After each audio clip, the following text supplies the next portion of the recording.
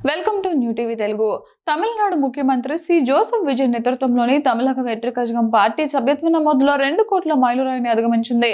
ఇటీవల జరిగిన అసెంబ్లీ ఎన్నికల్లో ఘన విజయం సాధించి అధికార పగ్గాలు చేపట్టిన కొద్ది వారాల్లోనే ఈ ఘనతను సొంతం చేసుకోవడం పార్టీ శ్రేణుల్లో నూతన ఉత్సాహాన్ని నింపింది.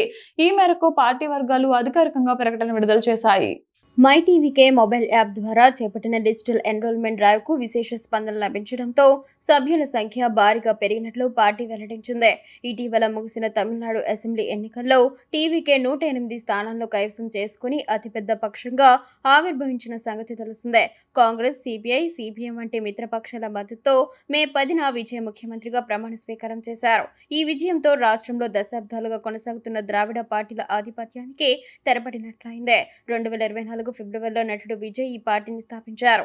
ఎన్నికలకు ముందే పార్టీ సభ్యుల సంఖ్య సుమారు 1.5 కోట్ల నుంచి 1.8 కోట్ల మధ్య ఉన్నట్లు అంచనా వేయగా, పార్టీ ఆవిర్భావ సమయంలోనే నిర్దేశించుకున్న 2 కోట్ల సభ్యత్వ నమోదు లక్ష్యాన్ని ఇప్పుడు చేరుకుంది.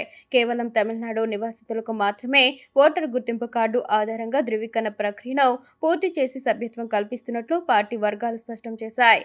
ఈ మైలురాయిని చేరుకోవడంతో పార్టీ కార్యకర్తలు సోషల్ మీడియా వేదికగా పెద్ద ఎత్తున సంబరాలు చేసుకుంటున్నారు.